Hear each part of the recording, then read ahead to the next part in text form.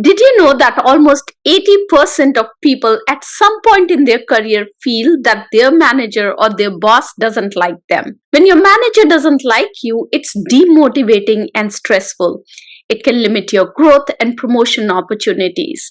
And while the first instinct is to quit and find another job, the reality is that finding a new job can be hard and can take time. Also, if you love your job and if you love the company that you work for, it might make sense to try and fix things with your manager.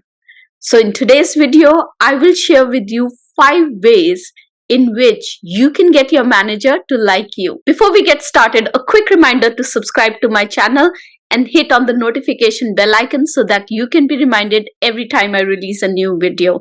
And now, let's dive right in. So the first tip that I have for you is to clarify expectations. Our priorities at work are constantly evolving, so it is important to ensure that the task that you are working on is aligned with your manager's expectations. It is important to understand what they expect from you at a regular cadence. Now, oftentimes, we have the expectation conversation with our manager when we start a new job or we change job roles. I recommend that you have this conversation with your manager every 3 to 6 months to make sure that you and your manager are aligned on the priorities and on the success criteria. The best way to understand expectations are in the one-on-one meetings. And after every one of these expectation conversations, you should walk away with 1 to 3 clear expectations that your manager has for you and also how they will measure your success on these expectations. When your manager knows that you care about their professional priorities, they will see you as a team member who is aligned to the goals of the team. This is one way you can get one step closer to them liking you. Before we move forward to the second tip, I want to clarify the concept of likeness at work. Now, most workplaces are hierarchical, which means that there is an invisible barrier that separates your manager from you. This hierarchical difference dictates how likeness is expressed in professional context versus a personal context. So don't expect your manager to act like your friend and always treat you special in team meetings or worry about you if you are stressed.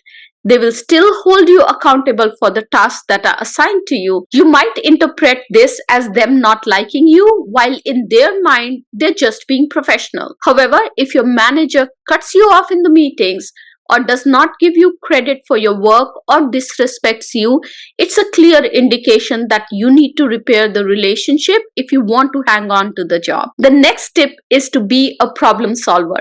Managers rely on their team members to execute on tasks.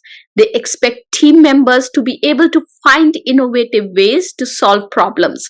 So focus on solving problems rather than relying on your manager to solve problems for you or provide you solutions. Now, because every time you bring up a problem to your manager, it requires your manager to spend time, mental energy, or resources to help you solve that problem. This takes away those resources from your manager. Now, I am not recommending that you don't ask your manager for support if you have a problem. I am recommending that instead of running to your manager as soon as you run into a problem, spend some time with the problem and come up with 2 to 3 possible solutions. And then take those possible solutions to your manager and share which solution you will use to solve the problem. Give your manager an opportunity to provide insights on your choice of solution. This way, not only do you become a problem solver, but you also get the buy-in from your manager on the solution, which helps establish trust. Since your manager now sees you as a problem solver, you become an asset to the team. And managers love team members who are trustworthy problem solvers. I coach tech and non-tech leaders on how to fast track their careers, and building problem solving mindset is the key to it. So if you would like to work with me to grow your career, use the link in the description box to contact me and let's get started on your growth. The next tip that I have for you is to ask. Ask your manager, how can I help?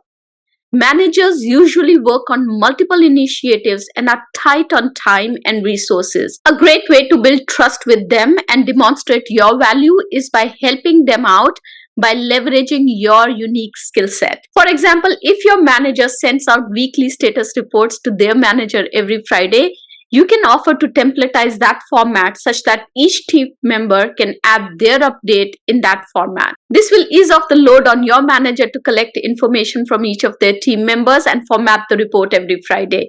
This is a low effort, high impact task which not only helps your manager but also enables you to demonstrate your operationalization skills. So look for ways to help your manager out. Actively ask them, what can I do to support you in this? How can I help you with this? This will go a long way in getting your manager to like you. The next tip that I have for you is to appreciate your manager. No, I'm not asking you to kiss ass or suck up to your manager. I'm asking you to demonstrate your appreciation. I'm asking you to share your manager's accomplishments and appreciate them for their success. Early on in my career, I felt that I don't need to appreciate my manager even when I thought they did an excellent job on a presentation or a project.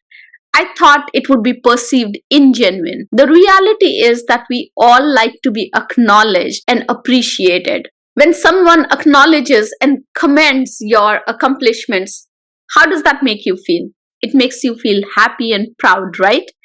How do you feel about the person who congratulates you or appreciates you in public? You feel good about them, right? You like them. When you acknowledge others' achievements or lift others up, especially in public settings, it has a profound impact on how they feel about you. It gets lonely on the top. I know it. I've been there. So managers specifically appreciate the acknowledgement that comes from their team. By appreciating and acknowledging your manager, you encourage them to be better leader. You build trust with them, and when your leader sees you as their cheerleader, they like you. And the last tip that I have for you is to provide them with data. Most organizations today are data-driven organizations, but the reality is that the data is not readily available. So instead of performing exact task or answering the exact question that your manager asked, provide them with contextual information with supporting data. I've been a people manager for over 20 plus years now, and I always appreciate when my team provides me additional information, supporting data, and fresh perspectives on an issue, specifically around new initiatives. This helps me as a leader to build a narrative that I can share with my leadership team. Managers like team members who think strategically and can connect the dots between the work that they are doing and how it aligns with the overall strategy of the company. Just make sure that when you do this, your perspectives and the data that you share still aligns with the overall goals. If it doesn't, you might be seen as someone who is not committed to the success of the team. Aligning yourself to the success of your team is critical for getting your manager to like you. I hope you give these tips a try to improve your equation with your manager. Let me know that you liked this video by hitting the like button below and subscribing to my channel. I'll see you in my next video. Have a successful week. Bye-bye.